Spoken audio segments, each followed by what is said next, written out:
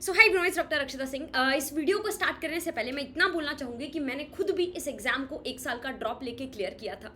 दूसरी बात, पिछले 4-5 साल से इतने लाखों बच्चे देखे हैं किसको ड्रॉप लेना चाहिए, किसको पार्शियल ड्रॉप लेना चाहिए। हर बच्चे को, चाहे ज़्यादा नंबर हैं चाहे कम नंबर हैं, चाहे 2 ड्रॉप ऑलरेडी ले रखे हैं चाहे पहली बार ड्रॉप लेने वाले हैं, हर किसी को इस वीडियो में उसका जवाब मिल जाएगा। ध्यान से सुनते जाना।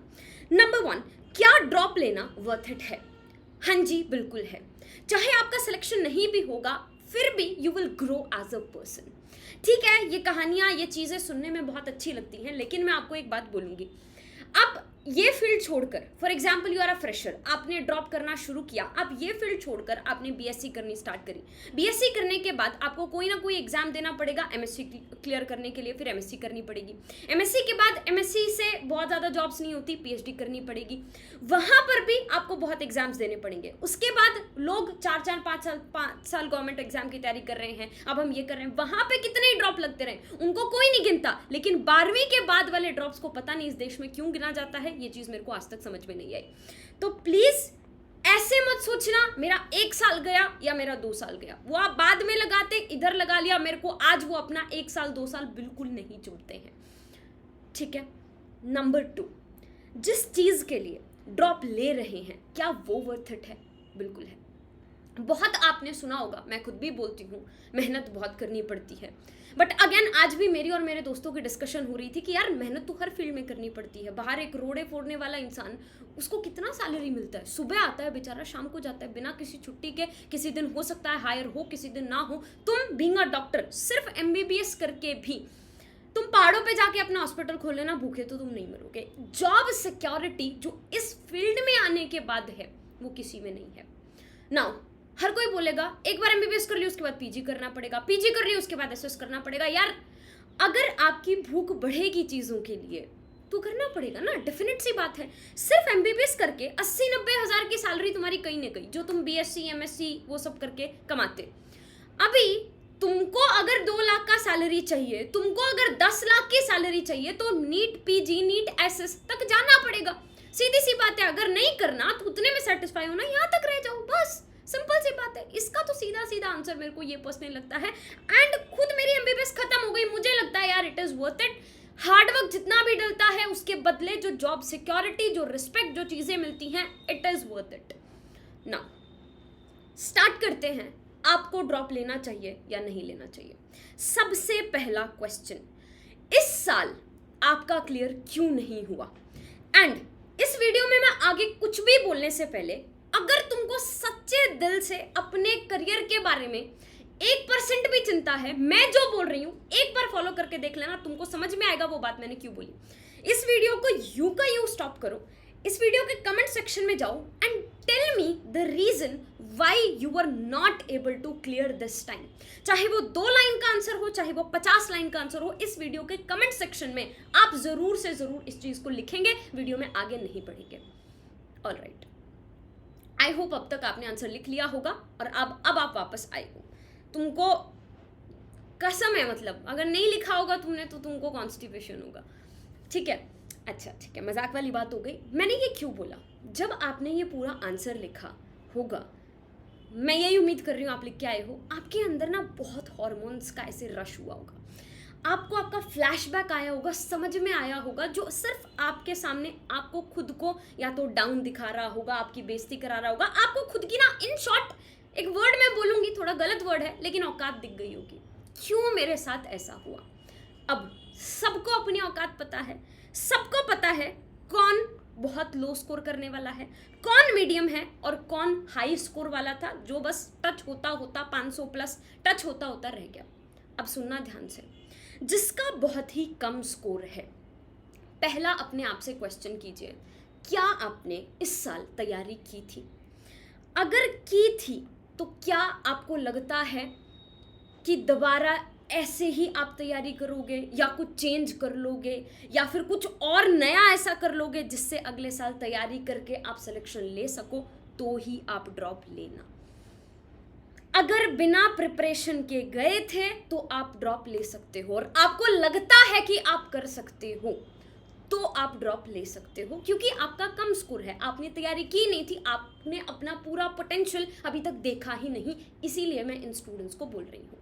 नंबर 2, दूसरा है हाई स्कोर वाले बच्चे। अब क्या आपका ये फर्स्ट अटेम्प्ट था, फिर तो हाई स्कोर था, फर्स्ट अटेम्प्ट था, आंख बंद करके ड्रॉप मारो। लेकिन अगर दूसरा तीसरा ऐसा कुछ ड्रॉप था और बार बार सेम चीज़ हो रही है, तो मेरी जान थोड़ा सा पार्शियल ड्रॉप की और सोचने की कोशिश करो। हो सकता है यार किस्मत खराब है, मुझे नहीं पता उसका क्या रीज़न है, कई बार कुछ लोग 5 नंबर 10 नंबर इतने नंबरों से रहते हैं।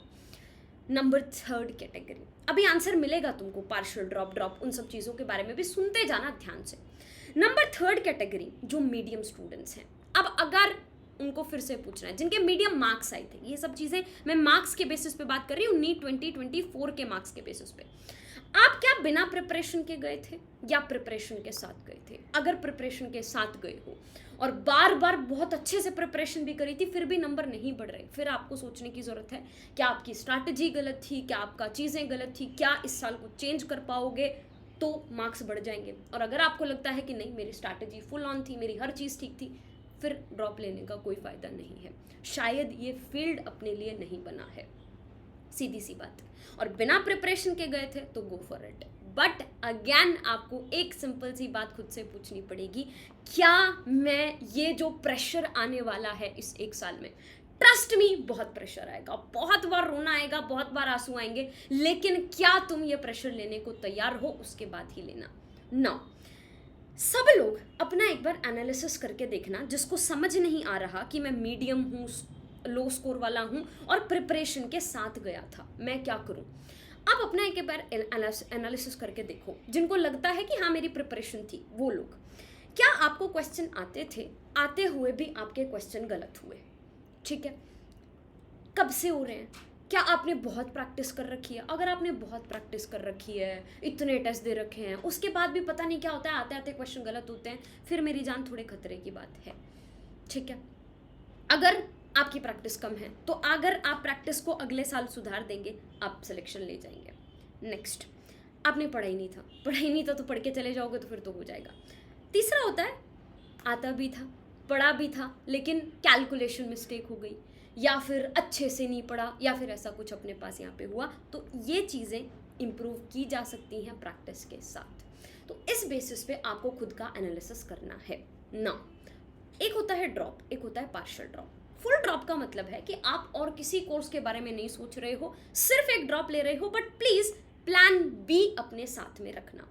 दूसरा होता है पार्शियल ड्रॉप। पार्शियल ड्रॉप का मतलब मेरे पास हो गया कि साथ में कोई और डिग्री भी कर रहे हैं और नीट की प्रिपरेशन भी कर रहे हैं, उसे कहते हैं पार्शियल ड्रॉप, कि अगर नहीं भी हुआ सिलेक्शन तब भी आपका साल बच जाएगा। लेकिन इस केस में क्या प्रॉब्लम होती है ना, कि बीच में कॉलेज के एग्जाम्स आते हैं, ये चीज़ें आती हैं, वो सब चीज़ें आती हैं, तो वो आपको थोड़ा सोचना पड़ेगा। तो अब मैंने आपको इतनी छोटी सी बात बता दी। फर्स्ट अटेम्प्ट वाले बच्चे तो मैं तो कह रही हूँ हर कोई ड्रॉप ले सकता है, क्योंकि एक साल अपने आप को देना कोई गलत बात नहीं है। इनफैक्ट तुमको सिलेक्शन नहीं भी होगा ना, you will grow as a person, trust me, I am saying this. इतनी चीज़ें सीखने को मिलेंगी, इतना स्ट्रांग ये एग्जाम तुमको बना देगा, यू हैव नो आइडिया।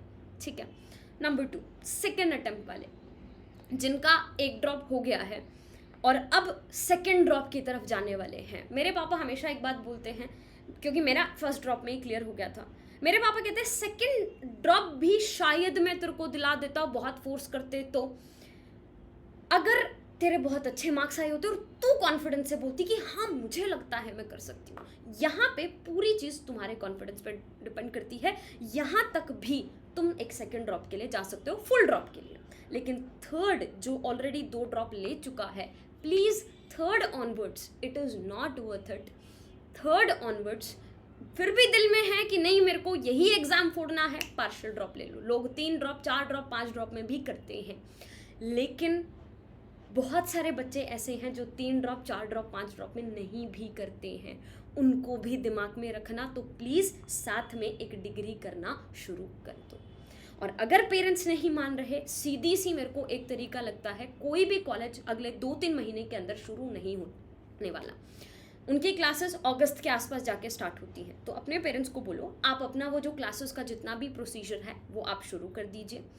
साथ में ऑनलाइन कोर्सेज बिल्कुल सस्ते हैं, मैं खुद का कोर्स कल लॉन्च करने वाली हूँ, बहुत सस्ते सस्ते कोर्सेज होते हैं, उनके अंदर साथ में एनरोल कर लो, प्रिपरेशन करना स्टार्ट कर दो एंड अगले 2-3 महीने में पेरेंट्स को कहो आप अपना प्रोसीजर शुरू करो, मैं अपना करती हूँ। और अगर अगले 2-3 महीने के अंदर मुझे लगे कि मैं बहुत अच्छा कर रही हूँ और मैं आपको प्रूफ भी उस चीज़ का दिखाऊंगी, तो फिर मेरे को फुल ड्रॉप की तरफ जाने देना, क्योंकि फुल ड्रॉप जैसा कोई चीज़ नहीं है। तो देखो यार, अगर तुमको कुछ चाहिए ना लाइफ में तो पेरेंट्स से फाइट मारना पड़ेगा। और ऐसे फाइट नहीं होता कि लड़ रहे हैं झगड़ रहे हैं, एक कॉमन ग्राउंड के ऊपर आओ कि आपको वो ठीक लगता है पापा मम्मा, आप वो चीज़ को शुरू करो, मुझे ये ठीक लगता है मैं ये शुरू करती हूँ, और फिर देखते हैं किसका ठीक ज़्यादा बेटर जा रहा है, किसका ठीक ज़्यादा बेटर डायरेक्शन में है, फिर एक कॉमन ग्राउंड पे हम लोग आ जाएंगे।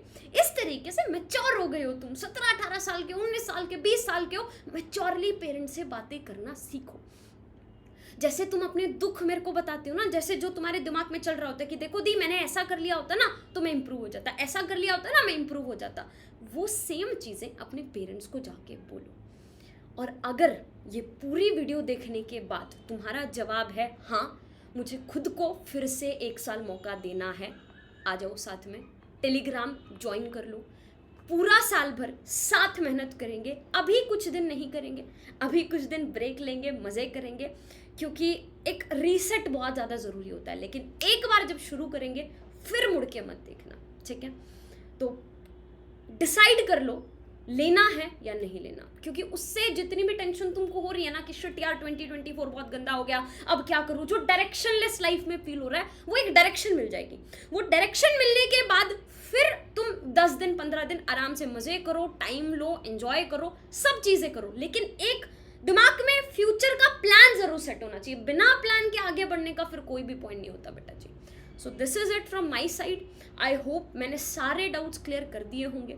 फिर भी आपको कुछ है तो नीचे कमेंट सेक्शन खुला है, मेरे से जितना हो पाएगा मैं रिप्लाई करने की कोशिश करूंगी। अदरवाइज जो बच्चे जिनका अच्छा सिलेक्शन हो गया, जिनके अच्छे मार्क्स आ रहे हैं, जिन्होंने ड्रॉप लिया है, वो भी अपना एक्सपीरियंस इस कमेंट सेक्शन के अंदर लिखें। एक दूसरे की हेल्प करते हैं यार, एक दूसरे की हेल्प करके ही हम लोग आगे बढ़ पाएंगे, राइट?